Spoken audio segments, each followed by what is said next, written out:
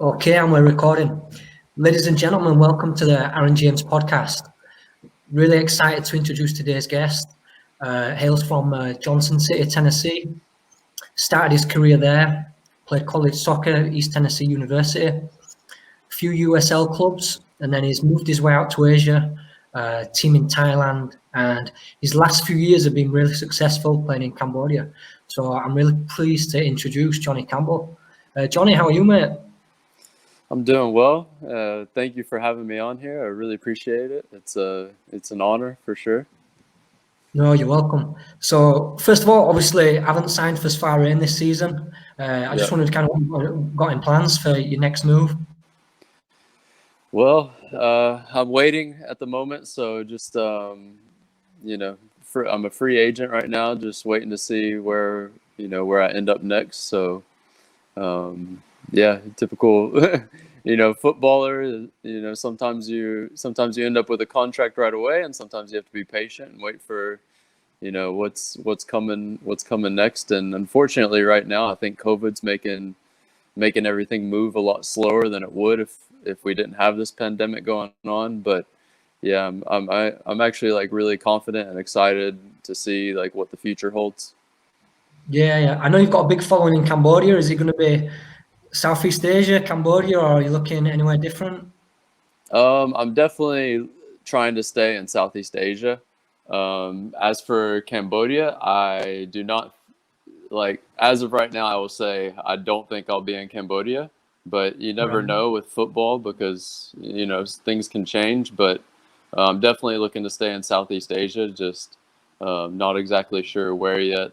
But also I've had some contacts that have reached out to me and asked if they could present me to some clubs in the US. So, that could be an option as well. But for me personally, I want to stay in Southeast Asia because, I just enjoy being a foreign player here and the environment, living here, everything. It's just a really good feeling than being like just another American back home. Yeah. So obviously you've had like a good couple of years at Arran, and you talked about that there being the foreign player. What's that kind of been like? Obviously, there's only 5 foreigners on the team. What's that kind of been like? Probably been only American in the Cambodian league. Yeah, no, it's been amazing. And actually, after my first season with Phnom Penh Crown in 2018, I was my head and everything was fixed on leaving Cambodia and trying to make make a new challenge in Malaysia was like where I was looking. But then my coach Connor Nestor, or former coach Connor Nestor for Swarang, got in touch with me, and I was here visiting. Just visiting for a couple of weeks in Cambodia before I went on to Malaysia, and I met with Connor and just sat down with him at a coffee shop. And the guy is obsessed with football, and he had watched like 10 or 11 games of me. So I was just blown away by how much information, how much he knew about me as a player, and could tell me so much about me. And so that kind of after having that meeting with him, that just he made you have that feeling that you want to play for him. So that's kind of what happened for 2019 and 2020. I decided to sign with Swarang, and I think it was the right decision for sure. Looking back on it, it's always good when a coach invests that time in you and actually knows a little bit about you, like your experiences and watch the games. So obviously Connor's been really successful here as well. What's the big thing about Connor to you that made him such influential for you? Well, I think the main thing is his desire to win and get results, his ambition, as well as his drive. Every game, no matter who we're playing, he doesn't look down on the opponent. He thinks about, we stick to our plan and we do what we need to do to win this game. And then we focus on the next game. It wasn't about looking down on any teams that we played. It was just about getting the best out of our team every single game. But yeah, I think also him being obsessed with football is just another one. It's just he knows so much tactically, everything. Yeah. So you mentioned the tactics then. What's kind of his method of delivering that information to you? Is it on the pitch? Is it video? Yeah, I mean, it's a bit of both. You know, we have video sessions, but as well on the pitch, he's like his training sessions are very good. He definitely like lets each and every player know what he wants from them, and like improves you tactically and you know, as well as like technically as well, and in the style that he wants to play, because he wants to play like, you know, good football, quick passing football. So you need to be technically aware as well as tactically. So when you first started playing for Connor, was there any kind of differences between his coaching style and maybe the coaches you've had back home in America? Well, I'd probably say Connor's if one of the best, not if the best coach I've had in my professional career. Not saying that the careers the coaches in the U.S. were bad. They weren't. They're good coaches. It's just I don't know. Connor especially has something about him that he gets the best out of each and every player. And I feel like that's something that was missing in the U.S. I feel like you know, man management maybe not have been there in some of the teams I had been in, as well as getting the information across about what they really want. Yeah, I've only met Connor a few times, but he does. He's certainly very eloquent and he comes across very well. I always think that any manager that wins a league, it's a really hard skill, because, I mean, to win a league, you've got to have everything. You've got to have the consistency, like you said, be able to deliver the message across, get everybody involved. And you went 25 games unbeaten, yeah? Yeah, unfortunately not 26. Yeah. Almost finished the season. What's that kind of feeling like when you get that momentum? How does that like transfer to the team, to the players? You know, like during it, I don't even think we were thinking about it. We weren't like, yeah, we were, you know, you're constantly aware that you're unbeaten, but at the same time, all we're thinking about is doing the job the next game and winning the next game. And just, you know, we weren't thinking about like, oh, we've beat the unbeaten record in Cambodia now, or like anything like that. We were just like, we just kept going and we're just focusing one game at a time. And I think that's one reason we were so successful in 2019, is we weren't focusing on the future or focusing on the big games. It's just every single game, one game at a time, and like not getting ahead of ourselves. And so obviously playing in Cambodia, how was that compared to maybe like the USL leagues that you played in the past? It's so difficult to compare because, you know, the USL is, you know, a lot of athletes for sure is how I'd like to say or like to say it. And then in Cambodia, the Cambodian players are, you know, they're not as athletic, but they're very technical. So you deal with a different type of footballer. But most of the time for me as a foreign player and a center back, I'm always up against another foreign player. So I rarely am going against a Cambodian player unless it's one of the teams that are like lower in the table that maybe don't have foreigners or something. So usually my battle is against a foreign player. Yeah, it's funny how like the teams kind of match up like that. It's like foreigner versus foreigner when it comes to situations like that. And those kind of battles, who's maybe the toughest player in the Cambodian league that you've come up against? Oh, that's a difficult question. I mean, I train against Privat every day, so I would say Privat. He's so, I mean, he's my teammate, but he's also so intelligent.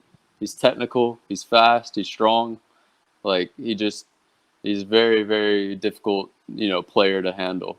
And I'd say he's definitely the most difficult, you know, 1v1, even with his back to goal, he's very intelligent. So like I'd say Privat.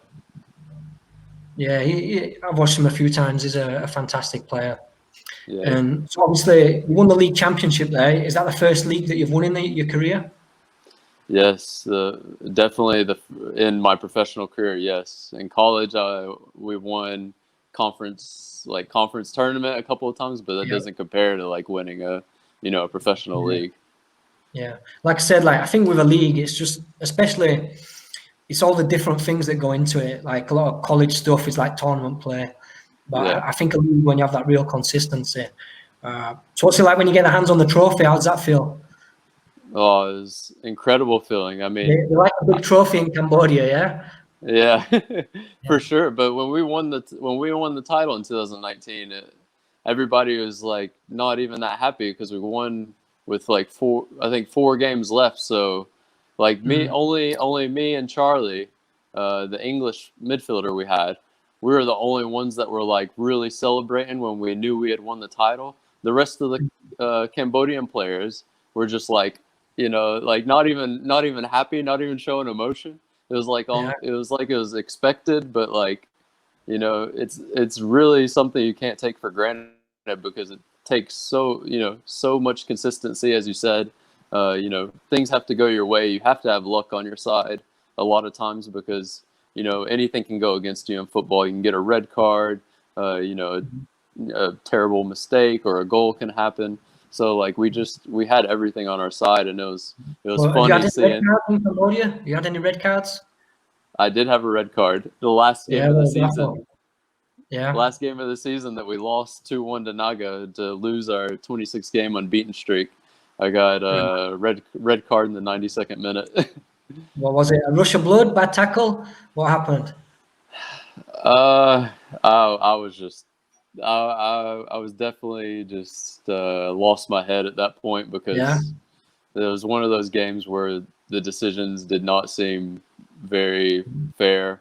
So I just let And my you emotions told get the to me. referee as well, yeah? What? You told the referee what you thought of him? Oh yeah. Yeah. It was a tackle. No, I got it. I got it for a tackle. But after he gave me the card, of course, I told all three referees what I thought of them. Right. And how do the referees compare to the referees in America? What do you think? Um, I think the standard in the U.S. for refereeing is probably a bit better. Yeah. Um, I feel like in Cambodia and Thailand both that you deal with some stuff that you wouldn't deal with in the U.S. But I think overall there's still good referees and referees that make good decisions over here. But it just the consistency isn't the same as in the Mm. U.S. as it is, over here. Yeah, good stuff. So obviously you mentioned how you met Connor and you had a season at Phnom Penh Crown yeah before, Yep. and they're quite a young side. What was that like? Do you have more leadership there or? Um, yeah, it's a super young team. Yeah, So yeah, it was a bit of a crazy year. I signed there as a center back, and then right. throughout the season we had some performance issues and stuff like scoring goals. So I ended up being thrown up as a striker for 6 Oh, I games. see. Yeah, so it was just one of those seasons where a lot of things went wrong that season. I mean, we finished fifth that season, but it just wasn't it wasn't meant to be that year. And Yeah, like did you like the playing out of striker role? position, huh? Did you like that role? Oh, I love playing striker, but like I'm not a goal scorer. I'm not a finisher. Like Yeah, I can play the role, but I don't have the instinct that a striker has. yeah. Did you get a couple of goals or not? I had I had one goal and an assist Yeah. in Oh, six nice. six Yeah, games you got six one. games as a striker. Right. Oh, good stuff. And so, how did you come out about to Cambodia then originally? I mean, Thailand was the first destination in Southeast Asia, Right. and that came about. I met a friend in Seattle Sounders preseason that had played in Thailand.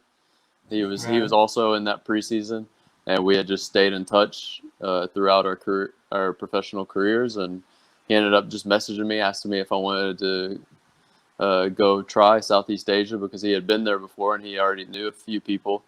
And that's Mhm. kind of how it happened. I just ended up taking a leap of faith, going with him, and signed in You Thailand. I know a lot of Americans don't have a passport, so you have a passport.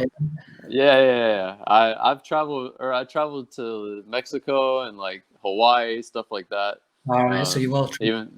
Yeah. So I knew a bit. Oh, I went to Spain as well right after college. I lived in Spain for 3 months. So yeah. Yeah, but you're right. A lot of Americans probably don't have passports. Yeah, it always intrigues me. Mind you, I suppose when you live in America, like if you need the sun, you go to Florida. If you need to ski, you go to Colorado. Like you don't really need a passport. Exactly. I always go down to Miami when Tennessee gets cold. I'll always go down to Miami and live with my friends down there and play football and stay in shape because I hate cold weather. Yeah. Wow. So your team in Thailand, what were they called again? Chachoengsao FC.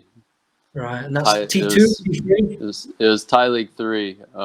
When I was actually with Superpower Summit Prakan, which is a Thai League 1 team at that time, for 2 months, but they had signed their center back already. So I was on trial as a striker there, and they kept me for a long time. And then about 2 days before the window closed, they ended up sending me to Chachoengsao, and I signed like directly without Chachoengsao even seeing me. So that was like, it was a blessing in disguise because it was either sign for Chachoengsao or go back to the U.S. So that was, that was really good. Yeah, and what's that like? Obviously, I don't know if you've been to Thailand before. What was it like when you first got to Asia? What was your first thoughts? Oh, it was a big culture shock. I had only experienced Mexico and Spain are the only places I experienced outside of the U.S. So you can only imagine like Southeast Asia. But for me, it's, it's always, I'm one of those people that loves traveling and loves seeing new places. Like no matter what the environment is, I always like make the best of it. And I thought Thailand was an awesome place. And I think the same thing about Cambodia. It's so interesting, such a cool culture. And so how did the football go in Thailand?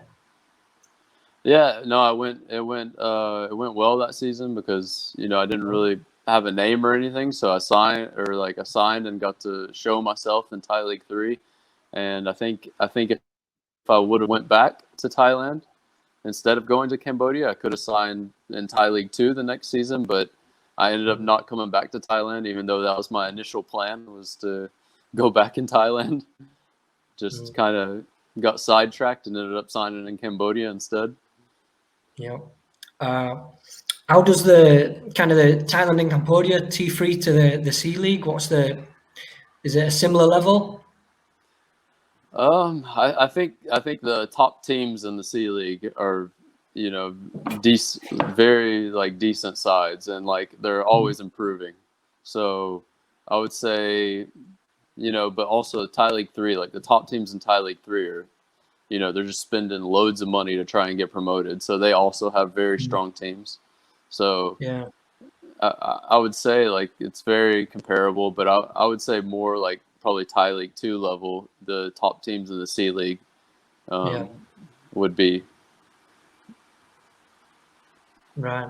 Yeah, I noticed, but I think just recently they made a change, haven't they, to the T3 league? They've kind of regionalized it all. I don't know if you've seen that. Oh, yeah. Yeah, I have. It's crazy. It seems like a bit of a weird thing right now. I can't quite understand it. Yeah, I thought the setup they had was perfect. The 2 zones of Thai League 3, but now they've changed it completely. Right. So yeah, interesting. Yeah, it looks like a little bit of a different setup. So you mentioned after college, then you went to Spain. Yep, I went to Valencia, Spain. Right. Lived there for 3 months. Yeah, nice. I was there with the team. I just wanted to. I met someone in Miami that wanted to send me there to get some experience with a professional team. So I basically just spent 3 months there training every day with them, and kind of just getting myself used to the professional environment and what it's like to be a pro before I came back to the US. You feel like that time in Spain then prepared you for like the career that you've had so far? Oh, 100%, because I realized, how much football means to these people that are getting paid to do it. Like in college, you're just getting your degree and like you're not really getting paid, but when you're getting paid to do it, there's a lot more on the line.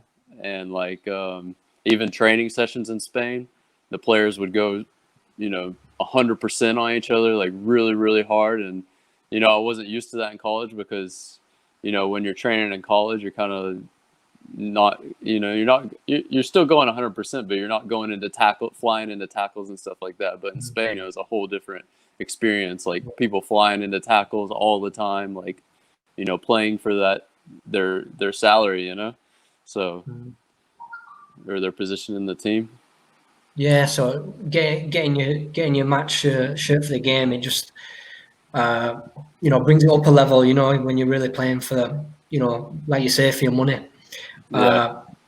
And was there any like things that you kind of learned about yourself in that time? Any, anything that you thought I need to improve during that time? Oh, definitely. I mean, especially with my mentality, I had to definitely change my mentality to more of like you have to like really, really want it to make it as a professional, and you can't just let people, walk over you. So like I learned that in Spain quickly, that I had to also be throwing in tackles and like giving 100% every single training session. Is that a change in like the way you're playing the game, or is that a change in kind of your mindset, or your just kind of maybe your confidence? I think the changes was mindset mostly, but also the speed of play. The speed of play was a lot quicker, and you can only imagine Spain. So many good players there. We had players on that team that had come from like they had been with like Villarreal at some point in their career, and other teams that were big teams in Spain that they had just dropped down and were playing in a lower division now. So when you say play quicker, is there anything like that you used to tell yourself, like, oh, maybe just take 1-2 touches, or is like, how did you kind of implement that? Did you do any like training by yourself, or? Well, I mean training by myself, but also just switching the brain on. I feel like checking your shoulder, making sure you're making your decision early, knowing what's around you. There's so many different little details that you have to really focus on to push yourself to a faster pace game and stuff. Yeah. So I think one of the things that I'm thinking about right now is like, being an American, and obviously I've played in Cambodia, played in Thailand, had some experience in Spain. Obviously, there's not that many Americans leave America and do what you've done. How is that like being like when you've been in other places? Like, how do people take to you being an American soccer player? You mean back home or just in general? No, so like when you're in Spain, yeah, or like how do the Spanish players relate to you as an American player? How do the Cambodian players relate to you as an American player? Because like it's not the most. They probably played with Brazilians or Spanish players or whoever. There's not that many American players playing out there in Asia or in Europe. So just kind of how do players? I mean, do you think players maybe treat you a little different being an American, or? In Spain, yes, they're like definitely, because they don't think about U.S. as being like a football playing country. But in Thailand and in Cambodia, no, not at all. I think they're so used to seeing different foreign players from everywhere. So whenever I'd say a lot of them don't even know I'm American, probably. Yeah, what do you think you are? I don't know. They just probably think I'm a foreigner. I think they could probably like care less like where I'm from. That's good. At least I feel like that's just kind of like the mentality in Southeast Asia is like, unless you're a Brazilian, like they don't really like care if you're from another country. At least they're not judging you as long as you do the business. Yeah, exactly.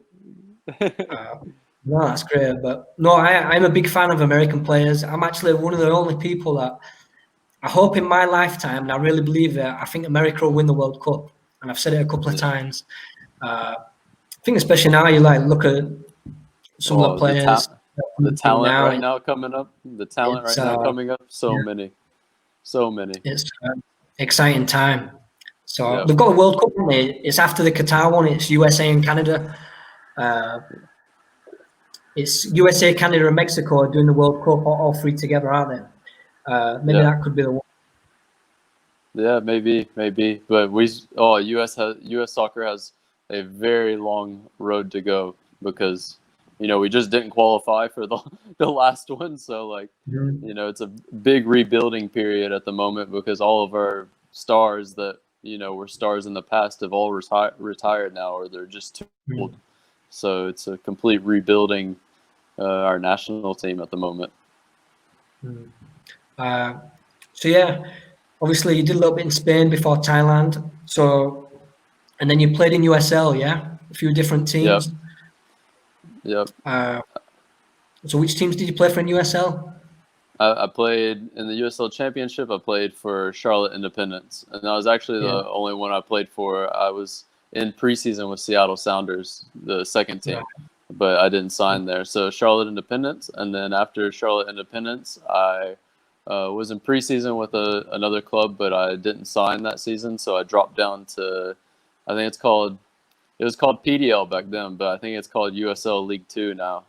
So Miami City was the team I went to keep ticking over after that USL season I had because I wanted to get back into the professional setup. Just sorry, just leaving you into that. Once I played a few guys decided to stage. Sorry, I didn't catch that. I just lost you a bit there. Jump again. So I played a few games after I left Charlotte Independence in the USL 2 or PDL, whatever you want to call it, and then that's when I decided to go to Southeast Asia. So in your USL, Charlotte, what was that like? Good city? Yeah, very, very good. The level of the players were also very good.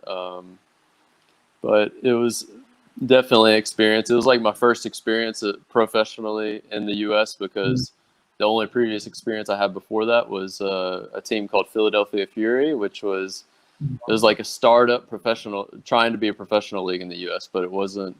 I don't think it quite turned out. I don't even think it exists anymore, to be honest. But there's a few leagues like that crop up in America. Even a couple now actually, and they just kind of crop up and then they disappear.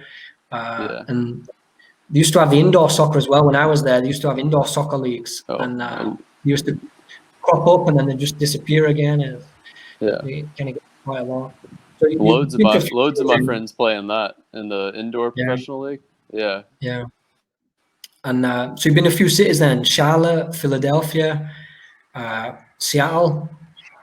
I was in California as well for 2 weeks when Orange County Blues were a team, but I don't think they exist anymore either. Right. And so out of them kind of USL teams, which was the team really where you mentioned that professional experience? Which was the one where you really thought, right, this is kind of my career now, and I'm going to kick on from here? Well, I felt like that when I first came back from Spain and I signed with Philadelphia Fury.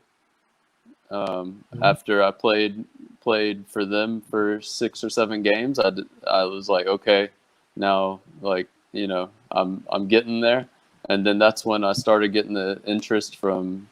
I had Seattle Sounders too want me to come for preseason. I had Real Monarchs want me to come for preseason, which is both, USL or their MLS second teams basically. So that was really good to have that, them wanting me to come into their preseason and look at me. And that's when I think I really, switched I always had my brain like switched on professionally, but I really like switched it on to where I knew I could make it at that level. So you were a defender at this time, or you were flirting with a striker still, or? No, center back. Yeah. I was And outside back in college.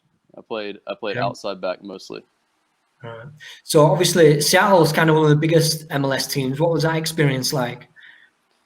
Oh, it was incredible. I was there for about a month, and there was initially 42 players there. So they kept me all the way until basically the end. There was about 17 players left. They kept making cuts because it was the first year of Seattle Sounders too.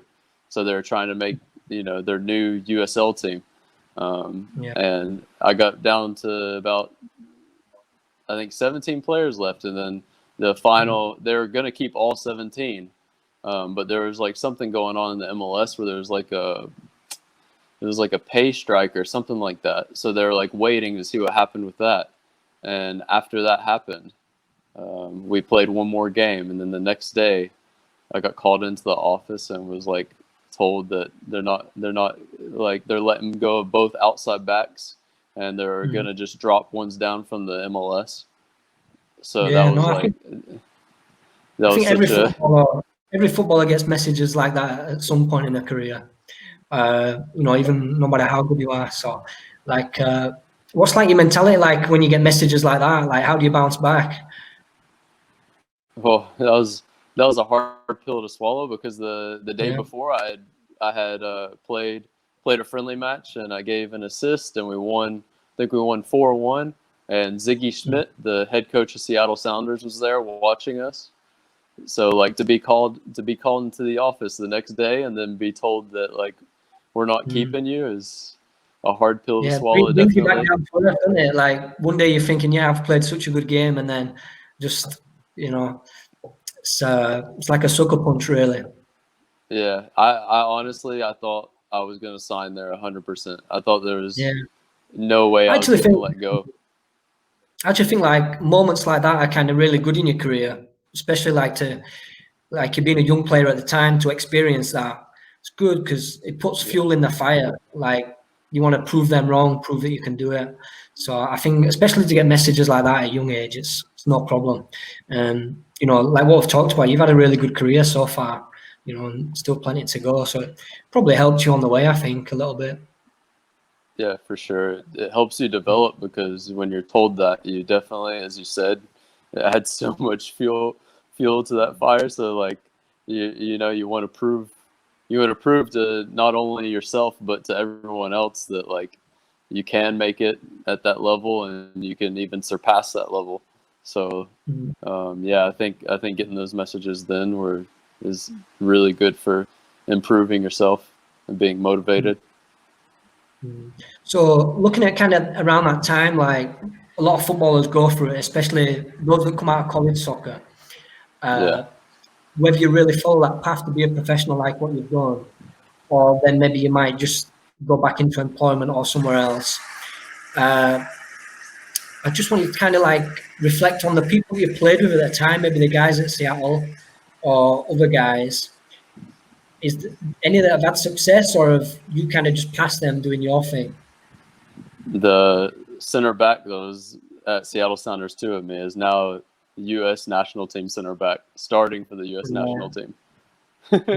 But a lot of those players some of those players are like no longer playing, and then some are having really good careers. So I think it's a lot about mentality and a lot about what you want in life, because a lot of the American players, we all have our degrees, because you rarely see an American player go professional before he's went to college or something like that, because it's just kind of the system that's set up there. But now the academy system is better, so you'll get more of those players that haven't gone to college yet that will go straight into pros. But when I was coming through, it was mostly college guys that go to pro after they graduate college.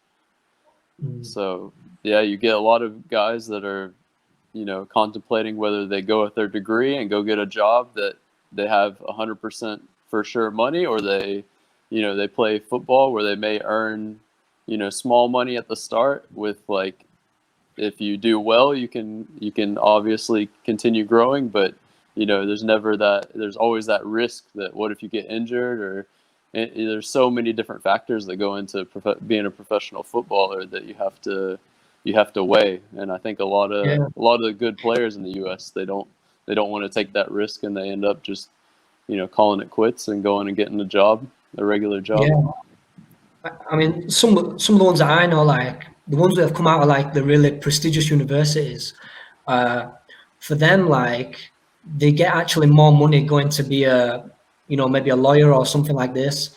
They can make more money than what they would do playing MLS. So it's just like, what a decision to have to make. If you've come out of college, shall I be a professional, or shall I? It's probably this really nice time to make a decision, having an education behind you. So what did you study then when you were at East Tennessee? I did business, so I did supply chain management, and then that was my major, and then I did a minor in marketing. So, so is that something you want to go back into after you've done with soccer, or? It's kind of something that I chose just to have a good fallback plan, because I know the salaries and everything are good in those fields, so. I just wanted to have a good fallback plan to football, but I knew in my head that I was determined to play professionally. It's what I had wanted since I was, probably 12 years old, watching Arsenal play all the time. I knew I wanted to be a professional footballer, so I had it in my mind the entire time what I wanted. And so what was your college career like? So East Tennessee, is it a D1 school? Yeah, Division I school. So you said you won the conference title there, yeah? Yeah, I had a bit of a roller coaster of a college career, because I wasn't always playing. I had a lot of injuries in college, like ankle injuries and a back injury and stuff like that. So I missed a lot of games in college. But my freshman year, we won the tournament, Atlantic Sun Conference Championship or whatever, and then my senior year, we won it again. So I had two, conference championship wins while I was in college, but the NCAA tournament, we got knocked out in the first round both times. So that was kind of not exactly what you want, because I think we could have done better, but it's not easy. That tournament's a very difficult tournament. Maybe for like listeners that don't know, kind of what's like the typical college day like, for people that don't know, like when you're doing the education and then you're playing as well.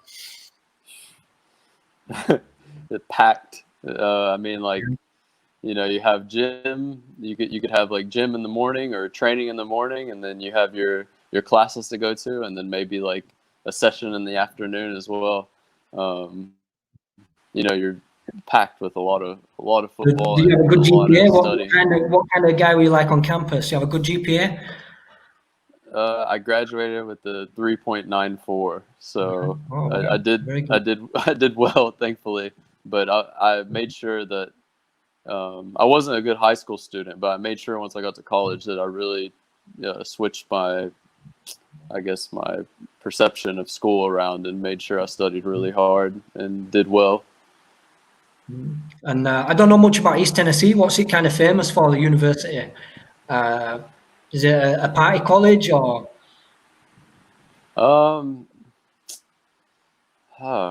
That's a good question. I mean, we're a pretty big university in Tennessee. Obviously, not compared to like University of Tennessee or some of the other like massive colleges, but I mean, East Tennessee in general is known for like mountains and like beautiful scenes and stuff like that. So I would say maybe our university is I don't know, more known for probably just like having a really relaxed campus life, and good places to hike and stuff like that.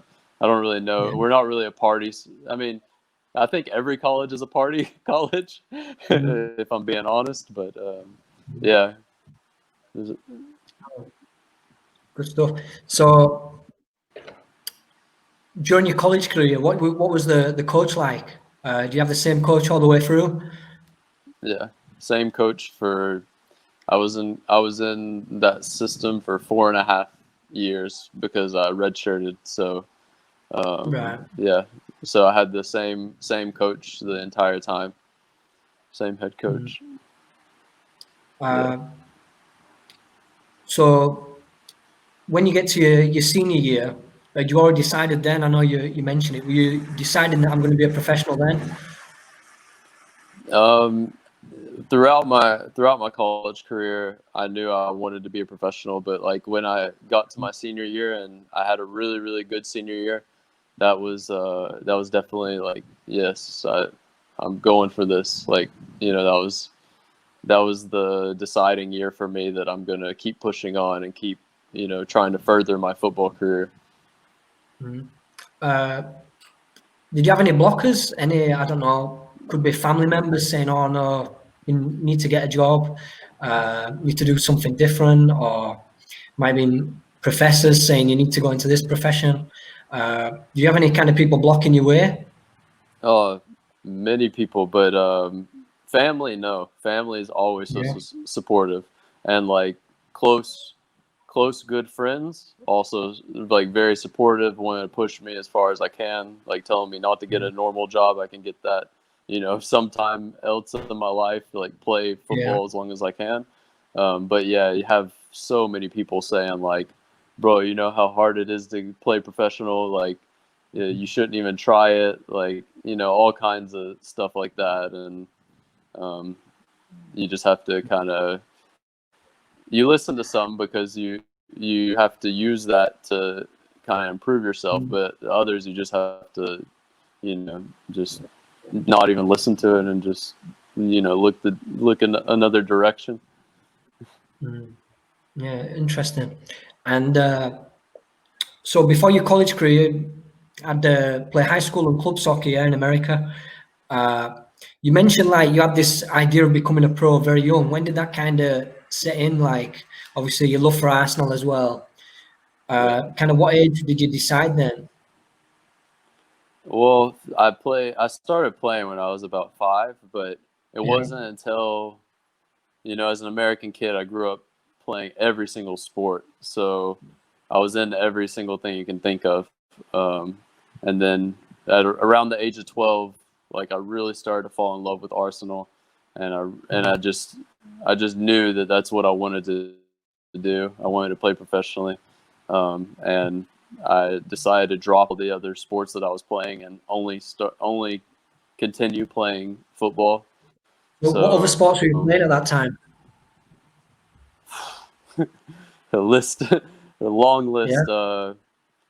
Basketball, baseball. I was swimming. I was playing tennis, golf, gymnastics. Is there anything that maybe tempted your interest or? Basketball. I loved basketball, but baseball I was probably the best at. I just didn't like it. Do you think any of them sports helped you in your kind of your soccer career? I think probably not, because I quit them too early. I think maybe if I played them for a longer time, maybe I could say like some of them had an influence on something with football. But I think because I stopped playing them, you know, at such an early age, that maybe they probably didn't, you know, have much of an effect on my football career. Yeah, I always think of his Steve Nash, obviously a very famous basketball player. When he was growing up, he was well known for soccer, and he relates a lot of his good attributes in basketball that he learned in soccer, like you say, scanning and looking over your shoulder, and you know, thinking about the game tactically. He brought a lot from soccer into basketball, so I think it's really interesting with all the Americans that just how they play different sports, but then some get to college and then they have to choose like, oh, I'm going to do basketball, I'm going to do soccer. And then even then the real elite ones, then when they finish with college, I mean, some of them could go be a professional baseball player and they might even go be a professional basketball player. It's just like, it's absolutely crazy when you think about it. They're just have these athletes that can just do so many different sports, and it's interesting. Yeah, for sure. You see a lot of football players go and be kickers for American football teams. Yeah. I mean, there was a very famous one. It was back in the 80s. I can't remember his name, but he played for Tottenham here in England. And then he went over to NFL and was a kicker for a little bit. But I wouldn't fancy being a kicker. Like, not with the size of them guys running at you. It's like, wow. Just get smashed while you're trying to score a field goal. Yeah, I actually, like I say, I lived in America. I was at a college party once, and somebody said, "Oh, these guys from England, they play soccer," and obviously there were some American football guys there, and they were like, "Oh, we'll see if he can kick it." So we had a few beers, and obviously he did like the one where they chuck the ball out of the hook, but they really fire it at you. Yeah. And he's just fired the ball at me, and I've got it, and I've caught it, and then just punted it. But the three guys took it like a real game and have just absolutely charged at me. Obviously, we had a few beers, but I was just like, I'm never doing that again. And yeah, it's interesting. But I just think it's actually the thing with the head injuries, though. I've never really fancied doing American football. And same with rugby. It's back home now in England. The rugby players have just, similar to what happened in American football, they're talking about concussion now, and they're actually going to sue the league. So that's why I think soccer's the best sport. Yeah, for sure. I mean, yeah, you have to deal with all those types of head injuries in both of those sports. I mean, even in football as well, though, you get some head injuries for sure, especially the goalkeepers.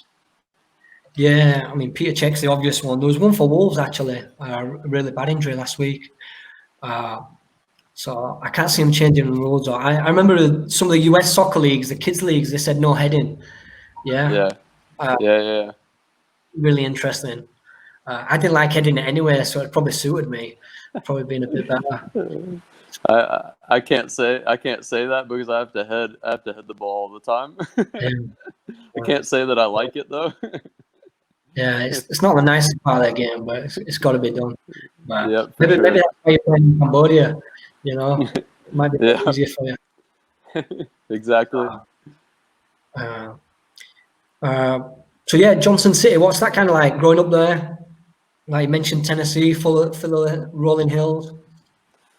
Yeah, mountains. Beautiful places to hike. Yeah. A lot of nice people, Southern people. That's home for me. It's a good. Is it Appalachian Trail? Is that go through Tennessee? Appalachian Trail. Yep.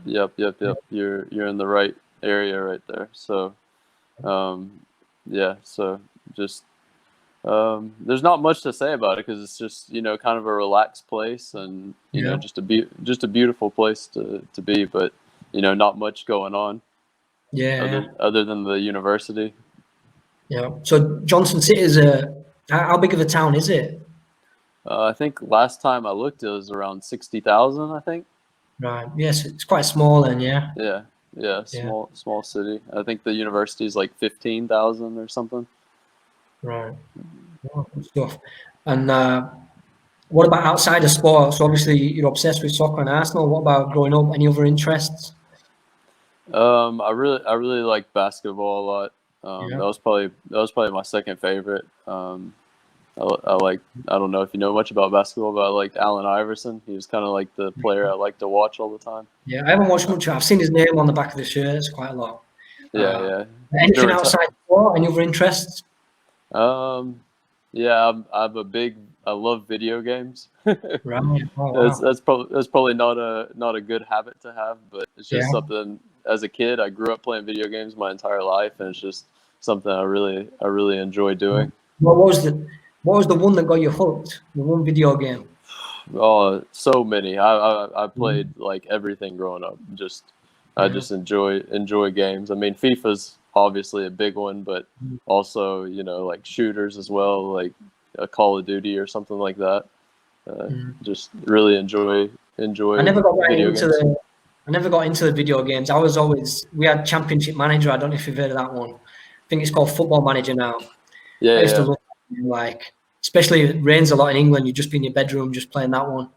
And then before you know it, you'd look and like 2 days have passed and you haven't been out of your bedroom. You've just been playing Football Manager. It's such a great game. Yeah, it's not good habits to have, but it definitely is, something fun to do and get your mind away from, everything. Yeah, I don't mind actually. I always think if you're gonna have like one bad habit, as long as it don't kill you, it's probably a decent one to have. Video games, you know, like it's not like smoking or kind of drinking a lot. It's probably a good one to have.